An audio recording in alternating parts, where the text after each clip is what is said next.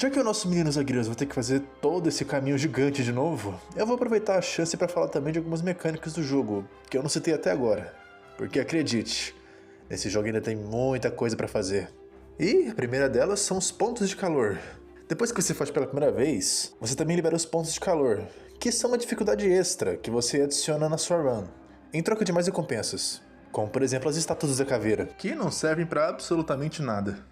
E existem vários tipos diferentes de buffs que você pode dar para seus inimigos, sendo aumentar o dano das armadilhas, fazer com que eles deem mais dano em você, ou colocar um tempo máximo para você finalizar cada nível do jogo. E essa foi uma adição do próprio Hades no portão de saída, para tentar mais uma vez fazer os Zagreus parar de tentar fugir de casa. O quê? Você achou que ele ia desistir tão fácil assim, é? E as surpresas não param por aí, pois ao tentar mais uma vez uma de suas fugas do submundo, os Zagreus encontram um novo símbolo de bênção, um que ele nunca tinha visto antes, em formato de floco de neve. E dele sai uma ajuda inesperada, mas muito bem-vinda nessa jornada. Deméter, a deusa das estações.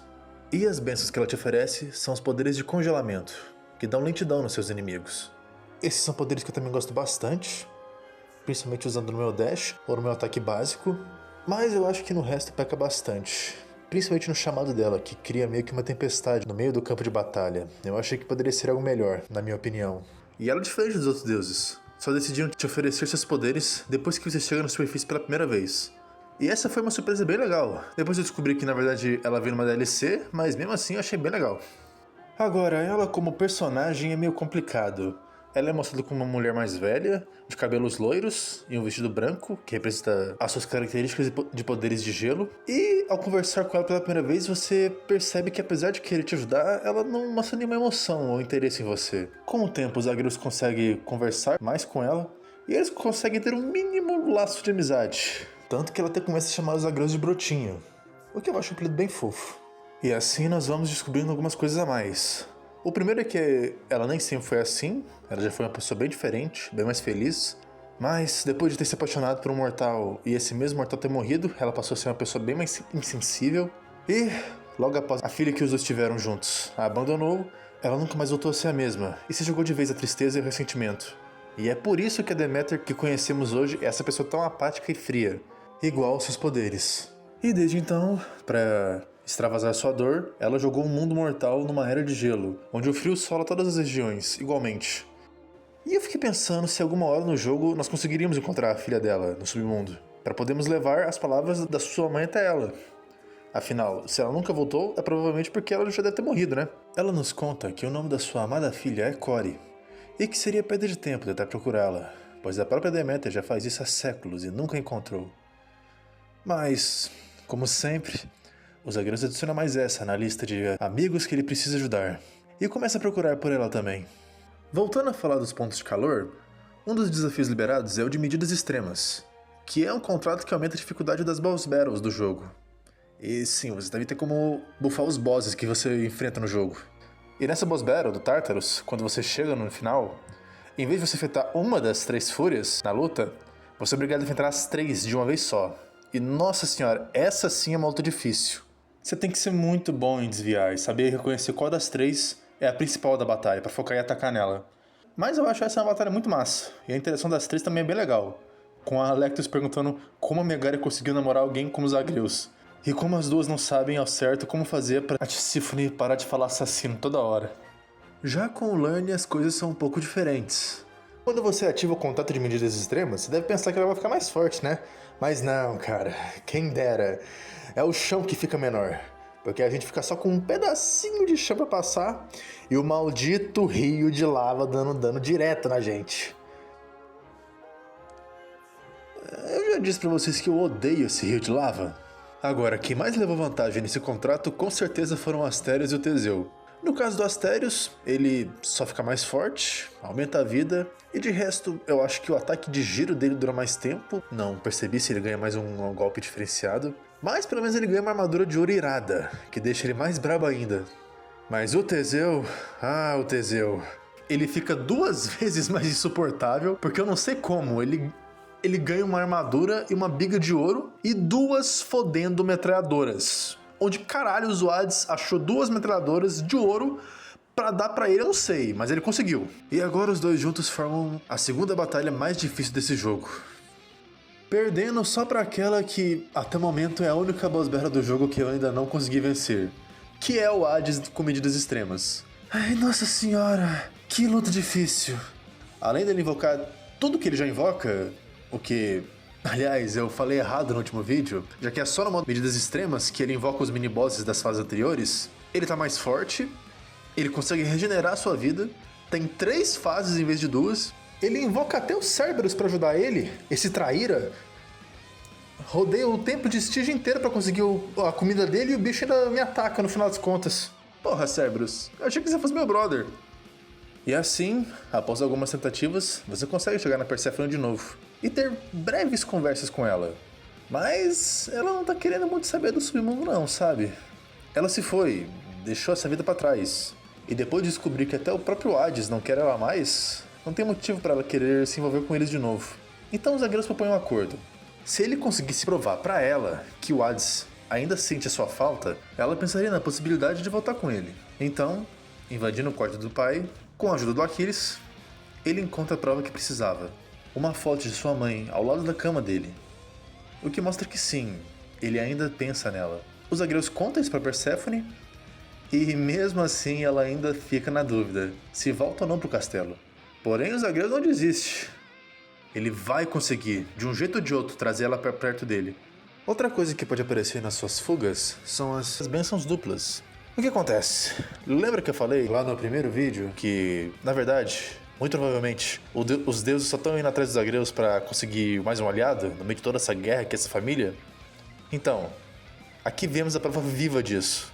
Acontece que existem salas no jogo onde você encontra 2 bênçãos do Olimpo de uma única vez. E você tem que escolher qual das 2 você quer aceitar. Mas o que você não sabe é que, ao escolher a bênção, não importa de que deus seja a segunda bênção, ele vai ficar extremamente puto contigo. E adivinha o que ele vai fazer?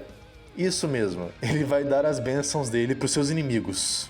Olha que coisa legal. Os caras são tão arrogantes que nem consegue lidar com uma rejeiçãozinha de nada. E tipo, vindo de alguns deuses como Zeus e o Ares, eu até entendo esse comportamento. Mas de alguém como Atena, eu acho muito idiota. Não dá pra imaginar que uma atitude dessa está vindo de alguém que devia ser a pessoa mais sábia do mundo. Mas eles são deuses, né? Não deve estar acostumado a ouvir um não na cara. O engraçado é que, depois de matar todos os inimigos da sala, todos eles dão um braço a torcer e te oferecem de novo a bênção que você não escolheu na primeira vez. Que hipócritas, viu? Outra mecânica da qual eu falei antes, mas eu não expliquei, é de pescar. E é uma coisa que eu realmente não esperava num jogo como esse, mas é bem simples até.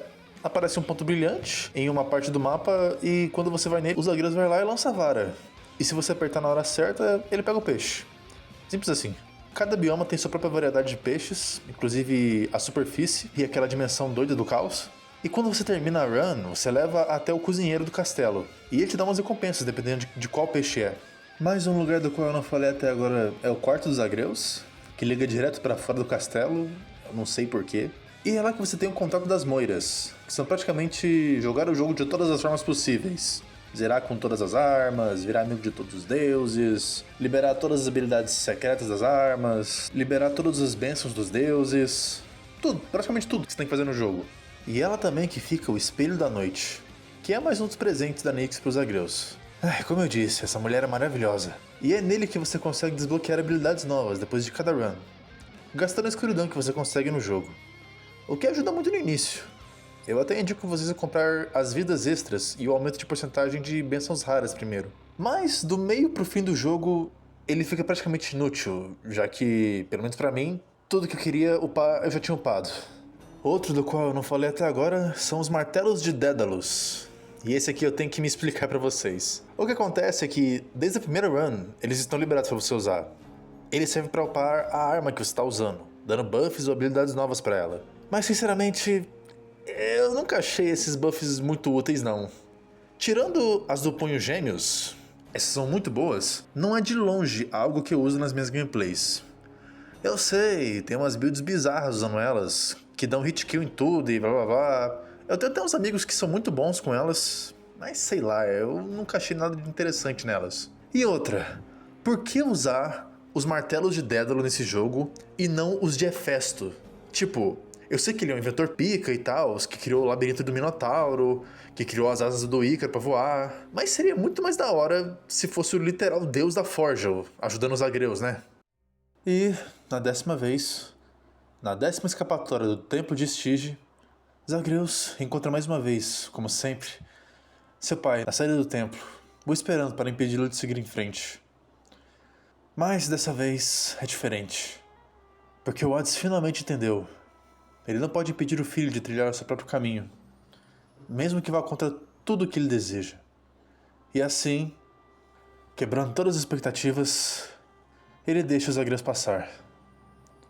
E ao chegar mais uma vez no chalé da sua mãe, ele tem uma grande surpresa. E uma surpresa boa, porque Perséfone, enfim, toma sua decisão. Ela decide voltar junto de seu filho ao submundo. Após alguns diálogos, eu já consegui prever que isso ia acontecer.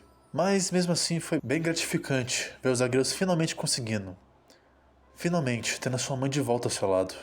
E assim, em vez de morrer como sempre acontece, Zagreus e Perséfone pegam uma carona com Caronte e voltam juntos ao submundo.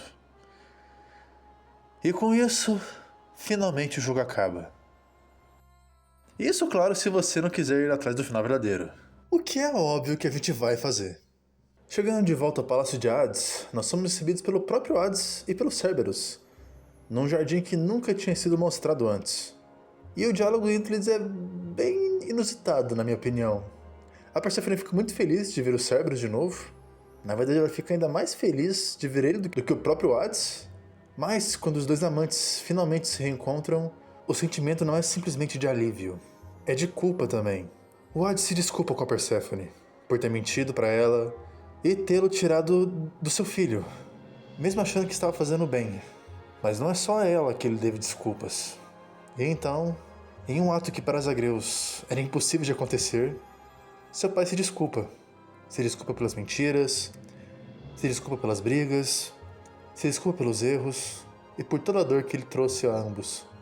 E é um momento muito bonito, dele engolindo o orgulho dele e reconhecendo tudo de ruim que ele fez. Mas aqui eu tenho que ser justo e apontar um erro gigantesco que eu vi na história do jogo. Cadê o pedido de desculpas da Perséfone? Assim, não me entenda mal, ela foi vítima sim em muitas coisas, mas ela também magoou muita gente. Ela abandonou o próprio marido, logo após dele perder o filho. E eu sei que ela estava de luto, mas ele também estava de luto, sofrendo pelos mesmos motivos que ela. Isso sem falar da dor que ela trouxe à sua mãe quando abandonou ela. Assim, eu gosto muito da Perséfone nesse jogo, mas eu não gosto do jeito que o jogo passa pano pra ela, como se ela não tivesse feito nada de errado. Porque pra mim, ela foi covarde. Ela abandonou a mãe que amava ela mais que tudo, e depois abandonou o marido que fez tudo por ela. E isso sem se importar com o sentimento de ninguém. Então sim, eu acho que a Perséfone tem sim sua parcela de culpa. E eu queria ver ela ser responsabilizada por isso. Mas eu também entendo que, no final das contas, todo mundo machucou todo mundo ali. E se for guardar rancor, é melhor eles nunca mais se verem na vida de novo. E assim, pela primeira vez em séculos, a corte do submundo está completamente reunida de novo. E Zagreus, pela primeira vez na vida, tem sua família completa ao lado dele. Mas as notícias boas não acabam por aí, pois graças às inúmeras tentativas de fuga de Zagreus, foram descobertas várias falhas na fortaleza inescapável que é o submundo, ou que ele deveria ser. Então, pensando nisso, Hades tem uma ideia: oficializar o que ele não pode impedir. Ele oferece um emprego ao filho, como chefe de segurança do submundo, procurando falhas de segurança quando tenta fugir mais uma vez do reino dos mortos. E essa aqui eu achei uma ideia bem legal da parte do Hades, meio que incentivando agora o seu filho a fazer o que ele realmente quer fazer, tornando isso um trabalho para ele. Já que o último trabalho que ele obrigou os zagueiros a fazer não deu muito certo.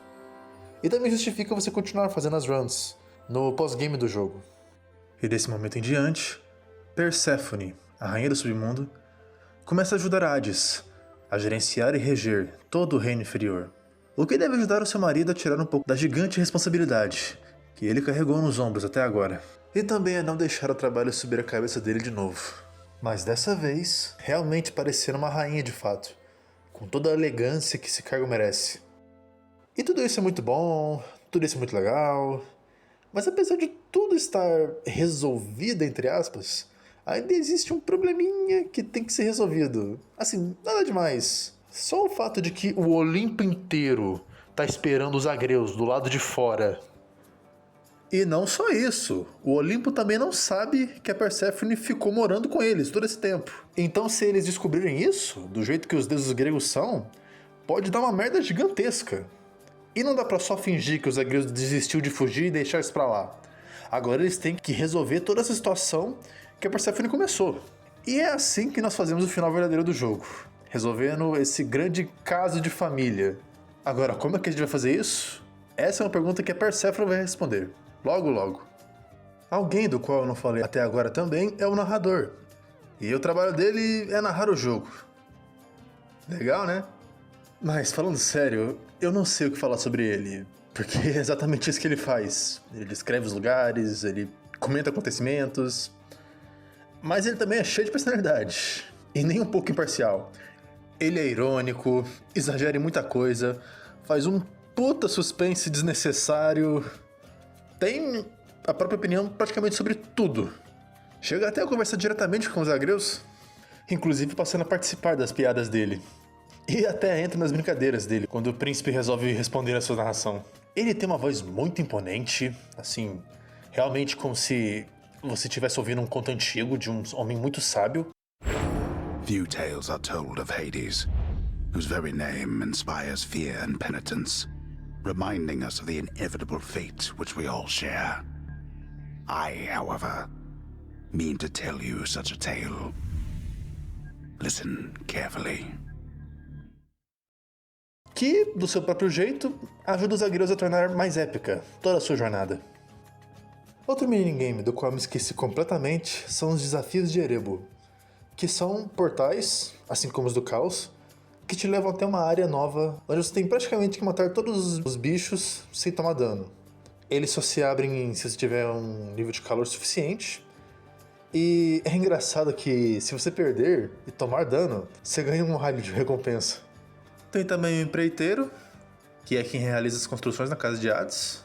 É pra ele que você paga pra mudar os cosméticos do castelo, pra customizar ele do jeito que você quer, e também conseguir uns bonuzinhos na sua run, que você tem que comprar dele. Em algumas salas, durante sua fuga, tem algo inusitado que também pode acontecer, que é o próprio Hades intervir na sua tentativa de sair do submundo. Essa é uma mecânica que também aparece desde o início do jogo, e nela o Hades fecha as saídas da câmara e começa a mandar inimigos infinitos para tentar te parar de uma vez por todas. É colocado um cronômetro na tela, e se você sobreviver até ele zerar, os inimigos morrem automaticamente. E o Hades desiste por hora de te encher o saco. Quando isso acontece, a melhor coisa que você pode fazer é desviar deles e esperar o tempo acabar. Ficar lutando contra eles só vai fazer você perder mais vida, acredite em mim. É melhor você só ficar segurando o tempo enquanto você pode. Esses eventos servem bem pra mostrar pra gente o empenho que o Hades tinha em parar de uma vez as tentativas de fuga dos agreus. E ainda bem que ele falhou em todas. Espalhados pelo submundo, você também pode encontrar os baús infernais. E, ao tentar abri-los, uma onda de inimigos aparece imediatamente e um cronômetro aparece na tela. Só que esse contando quanto tempo você leva para matar todos os inimigos. E quanto mais tempo você levar, mais diminui o valor da recompensa, sendo moedas, gemas ou vida. Esse minigame é totalmente opcional e, dependendo de como está a sua build, nem vale a pena arriscar pegar a recompensa final. Mas eu gosto de como o jogo dá uma oportunidade ao jogador de decidir se ele quer ou não correr esse risco. E tudo isso é muito bom, mas eu acho que é uma boa hora para dar uma parada nas nossas fugas, para aproveitar a chance de conhecer melhor a pessoa que a gente tanto correu atrás. Ela ainda não terminou de criar o seu plano diabólico para resolver toda essa bagunça, mas eu sei que ela vai conseguir. Os agreus dão tempo de tentar fugir do reino do seu pai e decide perguntar para sua mãe como que ela conseguiu fugir do Olimpo sem ninguém saber de nada. E ela, por sua vez, explica que ela não fez isso sozinha. Ela teve a ajuda mais inesperada possível, pois foi com a ajuda do próprio Zeus que a levou em segurança até o submundo. E essa é provavelmente uma das 3 vezes que o Zeus foi gente boa com alguém. Ele fez isso quando percebeu o quanto ela amava o Hades, e o quanto ela estava infeliz no Olimpo. E assim, sem pensar 2 vezes, a Perséfone abandonou sua mãe e fugiu para o palácio de Hades, para se casar com ele. E pelo menos, essas são boas lembranças que os dois têm de seu tempo juntos. Da época que eles eram só Core e Hades. Peraí, Core? Pois é. A nossa querida Persephone acabou de revelar que ela só mudou de nome em alguma parte da vida dela. Assim, do nada. Vai. Provavelmente pra tentar esquecer o passado dela. Mas o Zagreus liga as pontas e percebe que ele conhece sim esse passado dela. Porque esse é o nome da filha perdida da Deméter. Pois é, Persephone é a filha da Deméter. E não, eu não sabia disso, porque pelo visto eu não manjo nada de mitologia grega. Qual que é o próximo? Vou descobrir que o Abel não é deus do sol mais? Tentando digerir a ideia de que agora ele tem uma avó, o Zagreus pergunta pra sua mãe se ela não tem saudades da mãe dela, já que faz séculos que as duas não se reencontram. E a Persephone diz que sim. Sim, e esse é o maior motivo pelo qual ela quer contar toda a verdade pros deuses. E resolver de uma vez toda essa bagunça. E assim poder se reconciliar com a sua mãe. E poder viver sem ficar guardando segredo de ninguém. Eu acho que, depois de tudo que aconteceu nessa família maluca, essa é a melhor decisão que ela podia tomar. Tem também as lembranças, que são amuletos que os Zagreus ganha dos seus amigos durante a jornada. Cada um deles tem uma passiva diferente. E para não ter que ficar falando de cada um, eu vou colocar aí na tela de quem é cada um e o que eles fazem para você durante a sua run. As que os deuses do Olimpo te dão são praticamente para bufar as suas próprias bênçãos. Eu pessoalmente prefiro usar do Scary, que te dá mais uma ressuscitação. É sempre bom ter uma vida a mais comigo. Mas o do Hermes e o do Cerberus também são muito bons. Mas daí depende do gosto e de jogar de cada um.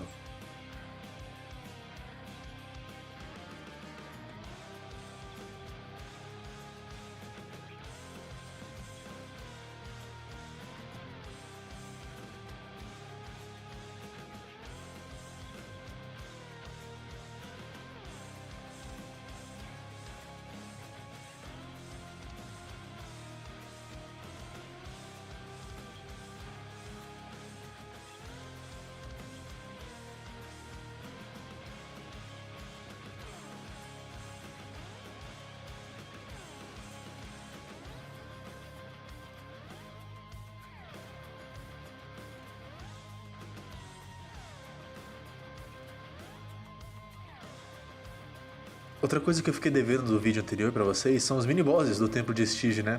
Então, eu vou passar rapidinho por eles porque eles nem são tão grande coisa assim. O primeiro deles é uma dupla, que nem o Cabeção Gigante e a Medusa Gigante, que a gente enfrenta lá em Asphodelos. Trio, se você contar o Rio de Lava. Mas aqui é um ratão e um jarro de bombas gigantes, super bufado. Que inicialmente são até difíceis de desviar, já que o chão fica cheio de veneno e bombas, mas não são lá grande coisa, pra falar a verdade. Continuando a sequência de duplas, tem a pior de todas, que é o Sátiro bufado junto com o Ratão bufado. Essa pra mim é a mais difícil das batalhas do Estige, porque é veneno pra todo lado e eles te atacam sem parar. Você vira praticamente uma esponja de dano e a sua vida praticamente derrete, até a cor carregar e você usar de novo. Pra variar um pouco, tem o Mega Cristal bufado, quem poderia imaginar? E ele é só um cristalzão gigante e bufado. Uau! E pra finalizar, tem o melhor mini-boss dessa fase inteira, que é o Ratinho bufado. E acredite se quiser, ele é bem fortinho até. Porque eu não sei como mais ele consegue teletransportar e invocar mais ratos pra te atacar. E encher a arena de veneno. Mas eu acho que eu posso dizer que esse é o meu boss favorito do bioma. Só pela sacada engraçada de pegar o bicho mais fraco do jogo e fazer a gente passar o sufoco com ele. Nossa, mas essas fugas são difíceis, hein? Eu mal tenho tempo pra descansar. Se bem que podia me dar uma mãozinha, hein, Caronte? Pelo menos baixar um pouco o preço dessas bênçãos aí pra ajudar seu mano Zeg aqui. Olha, eu tô sem dinheiro agora, então eu vou pegar um pouco do seu emprestado e depois te pago. Beleza, meu mano Kaká? Wow, thank you, Charon. Sorry.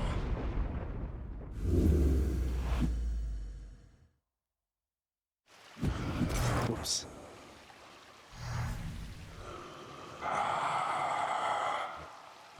Charon, look, I can explain. It's just, I've grown very accustomed to taking stuff throughout my father's realm. I wasn't stealing from you, honestly.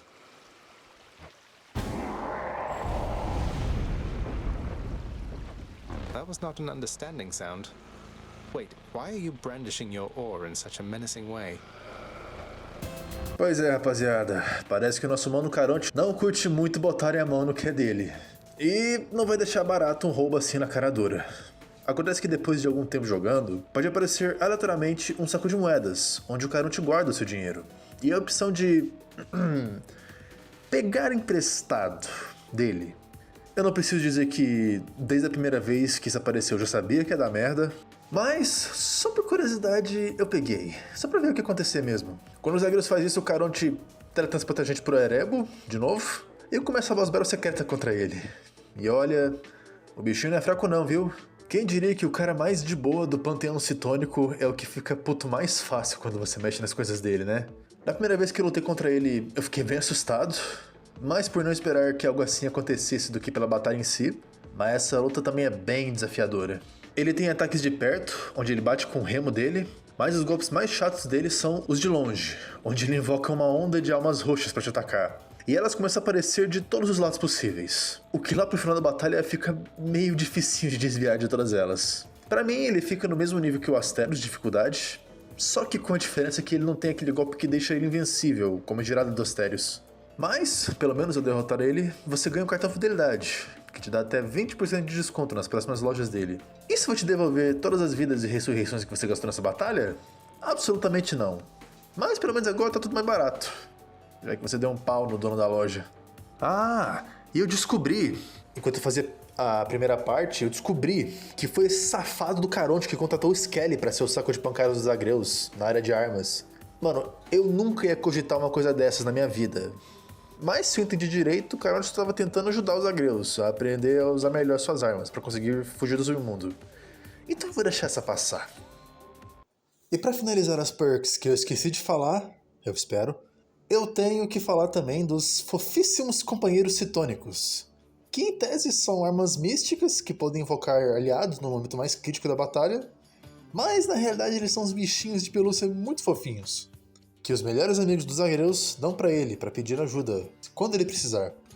No total são 6, e é um mais bonitinho que o outro, vocês vão ver. Primeiramente tem o Seguita, esse morceguinho que você ganha da Megaria, quando a relação de vocês fica muito forte. Ao usar ele você invoca a própria Megaria pra te ajudar em combate, usando o ataque de rajada dela. Mas ele não pode ser usado nas boss fights contra as irmãs dela, por motivos óbvios, né? E é engraçado que, se você usar na batalha contra o Hades, ela fica até surpresa de você ter tido a audácia de colocar ela pra lutar contra o próprio chefe. Pra você ver como é que os zagueiros é usado. Em seguida tem o Morte, que é um ratinho que o Thanatos te dá. Ao usar ele você invoca o Thanatos pra te ajudar a matar os inimigos, e ele usa o golpe onde ele cria uma área de dano, assim como é no minigame dele. E esse é o mais forte dos companheiros citônicos, já que o dano dele é o maior entre todos. O terceiro companheiro citônico é o Costela, que é uma pelúcia do Zé Caveira, que a gente ganha do próprio Zé Caveira. Olha só que cara legal, ele dá um boneco dele mesmo pra gente. E essa é diferente das outras duas, já que, ao usá-la pra invocar o Zé Caveira, ele não ataca os inimigos pra você.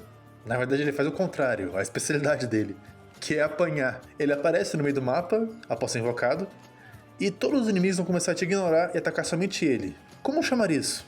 E eu achei essa ideia bem criativa, mostrar que existem outros jeitos de ajudar, além de só matar os inimigos pra você. E nos dá mais uma chance de ver toda a malemolência do Zé Cavôncio tomando um pau de 1 milhão de bichos ao mesmo tempo. Ah, e outra coisa que vale ressaltar também é que esse companheiro citônico não pode ser usado na luta contra o Caronte, porque, ao contrário da Meg, o Skelly não é corajoso o suficiente pra enfrentar o próprio chefe pra ajudar os Zagreus.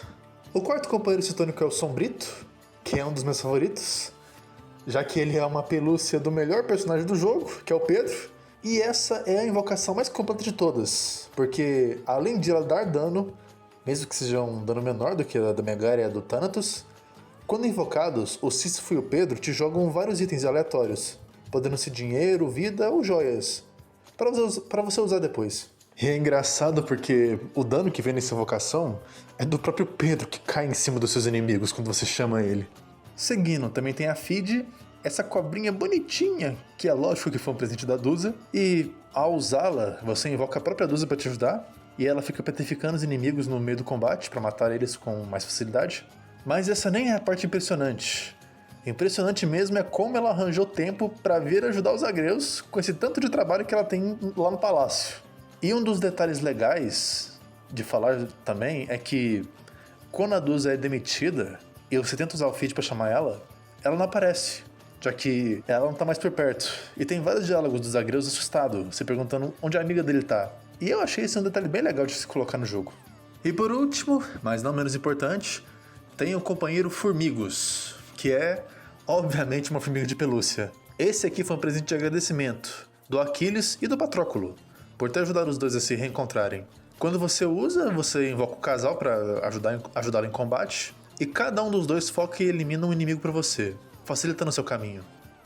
E assim, após finalizar mais algumas runs para continuar enganando os Olimpianos, Perséfone, que agora se sente mais em casa do que nunca se sentiu, finalmente termina o seu plano, que vai acabar de uma vez por todas com toda essa bagunça que virou o real paradeiro dela. E quando ela me falou que estava arquitetando um plano para resolver tudo isso, eu fiquei muito curioso do que ia ser. Porque se desse errado e os deuses se sentissem enganados, do jeito que eles são, eles poderiam até declarar guerra contra o submundo. O que eu pessoalmente acharia muito da hora, uma luta entre os deuses do Olimpo e os deuses citônicos, mas nessa altura do campeonato eu já sabia que o jogo não ia se estender tanto assim. Mas bem que podia, né? E quando ela enfim nos revela o seu incrível plano para acabar de vez com todas as desavenças que há entre os deuses, nós descobrimos que esse incrível plano é... dar uma festa. E é isso. O plano infalível da Perséfone para resolver tudo isso é chamar todos os deuses para o castelo e revelar toda a verdade. Simples assim.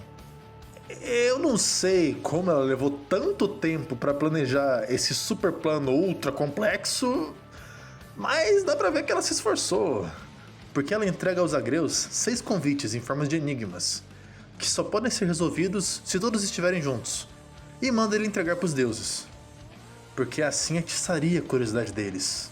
E dito e feito, você como Zagreus é obrigado a tentar fugir de novo, e a entregar os bilhetes a cada um dos deuses que te abençoam na jornada.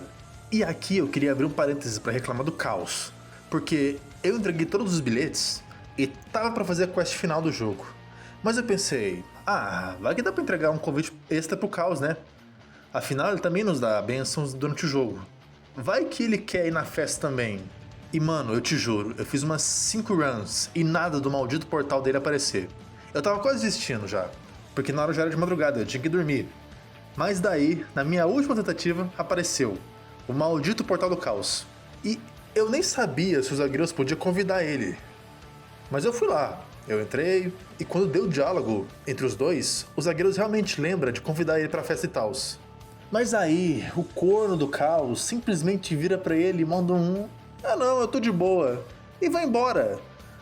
Mano, que raiva que isso me deu. Nossa senhora. Agora eu entendo porque você fica nesse lugar sozinho. Não é porque você quer não, é porque ninguém gosta de você. Brincadeira, eu adoro meu Mano Caos, mas isso foi sacanagem. Mas, com todos os convites entregues, finalmente acontece a festa dos deuses, com toda a família não banida se reencontrando mais uma vez. Perséfone se reencontra com Deméter, Atena se encontra com Nyx, Zeus se encontra com seu irmão Hades, e é só uma imagem estática com uma narração de fundo.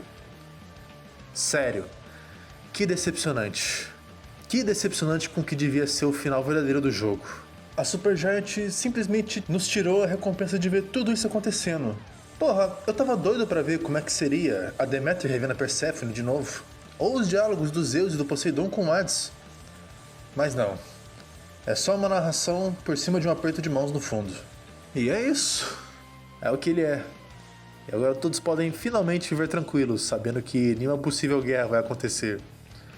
E como agradecimento pela festa, os Olimpianos dão uma estátua de ouro do próprio castelo do Olimpo. O que chega a ser engraçado, pois, já que os Zagreus não podem ir até os deuses vieram até ele, no final das contas. Após a festa acabar, Deméter também acaba fazendo uma proposta para Perséfone. Ela pede que, de tempos em tempos, a filha passe uma temporada ao seu lado, lá no Monte Olimpo. Deméter promete que, dessa vez, tudo será diferente. E diz que só quer recuperar um pouco do tempo que perdeu longe da filha. E a Perséfone acaba aceitando o pedido. Afinal, depois de tantos anos separadas, talvez a melhor forma de seguir em frente seja fazer com que o tempo que ainda lhes resta juntas seja diferente daquele que ficou para trás. E agora eu acho que eu posso falar do último e mais importante personagem de toda essa história. Zagreus, o príncipe do submundo. Possivelmente o deus mais gentil e persistente que toda a mitologia grega jamais viu. Porque, olha, o que os Zagreus mais faz nesse jogo é tentar. Ele tenta sair, ele tenta lutar, ele tenta de novo, de novo, de novo, de novo. E cansa, cara, cansa demais quando você chega lá no final e morre pela 50ª vez seguida. Nossa senhora. Mas o percurso até essa morte é sempre algo especial. Pelas pessoas que você encontra, sendo heróis caídos ou deuses que tentam te ajudar, você percebe que o Zagreus é sim uma pessoa gentil, uma pessoa especial, porque mesmo com tudo isso acontecendo, ele sempre tenta ser gentil, ele sempre tenta conversar, ele sempre tenta ajudar as pessoas. Dá pra ver que, apesar de tudo que ele tá passando, essa relação áspera que ele tem com o pai dele, ou todo esse sentimento de querer sair de lá, toda essa revolta, ele não deixa isso corromper ele e ele continua sendo uma pessoa amável. E muito humilde, o que é raro para os deuses gregos. Porque afinal, é raras as exceções onde ele fala que ele é um príncipe, ou fala que ele é um deus, ou tenta dar uma carteirada para sair de algum lugar. Ele é sempre muito educado, muito respeitoso com todos que ele encontra. E trata como se fossem iguais. Algo que é muito raro mesmo na mitologia grega. E eu acho que é esse o ponto que eu acho mais bonito nele. O jeito como, mesmo com todos os problemas, ele ainda encontra forças tanto para ser educado com os outros, quanto para ser gentil, para ajudar, quanto para continuar lutando, mesmo que não esteja levando a lugar nenhum. Dá para ver que a perseverança é o maior poder dos Zagreus, porque além de não desistir de encontrar sua mãe, ele também não desiste de ajudar a todos que o ajudaram em sua jornada para sair do submundo. Ele luta, corre atrás, quebra pactos, faz o que precisa para ajudar a melhorar a vida de todos os seus amigos e livrá-los dos tormentos que os levaram até aquele lugar, para que eles possam finalmente ser felizes. E isso muda também o jeito que os Zagreus vê a vida, porque quando ele começa sua jornada para sair do submundo, sua única preocupação é reencontrar sua mãe e ver o mundo dos vivos. Mas depois de conhecer tantas histórias, tantas vivências e pessoas tão diferentes, que erraram, falharam, machucaram, mas estão tentando seguir em frente e pagar pelos seus erros, ele começa a ver as coisas de um jeito diferente. E quando ele finalmente encontra sua mãe, que também está machucada, também tem seus problemas, ele começa a pensar no jeito de mudar as coisas, do jeito que elas são. Não mais fugir de onde ele acha que não pode mais viver, mas tentar melhorar a si mesmo e buscar melhor nos outros, para que todos possam ter um lugar onde sejam felizes juntos. E ele consegue. Com muita persistência, ele faz com que seu pai se abra mais e se permita sentir de novo. Ele consegue trazer sua mãe de volta ao seu mundo, ele ajuda todos ao seu redor a se resolverem e se tornarem pessoas melhores. E na minha opinião, essa é a ideia central do personagem. Mostrar que em vez de fugirmos do que é ruim e deixar tudo para trás, nós devemos encarar o mal e ser a melhor versão de nós mesmos, para que as coisas possam realmente mudar nesse mundo. E essas foram as minhas experiências com Hades. Um jogo cheio de camadas, personagens complexos, mensagens reflexivas e muito rock'n'roll. Deixando aqui a minha nota final, como sempre, para mim é um 9 de 10, por todas as mensagens que ele me passou, numa época da minha vida onde eu me sentia tão perdido e tão sem rumo. Ele só não é 10, porque algumas coisas eu acho que poderiam ter sido melhor aproveitadas, como por exemplo o final secreto do jogo. Mas, se você gosta de roguelikes e quer entrar de cabeça numa história profunda com personagens da mitologia grega, você vai adorar esse jogo. E eu acho que é isso. Deixa aí nos comentários se você já jogou, e se sim, o que achou do jogo? E qual é o seu dos favoritos também? O meu eu já falei que é a Nyx, mas eu também gosto muito dos Zagreus, então é um dos dois, os dois empatados, vai. Obrigado por assistir mais um vídeo meu, e até a próxima. Tchau.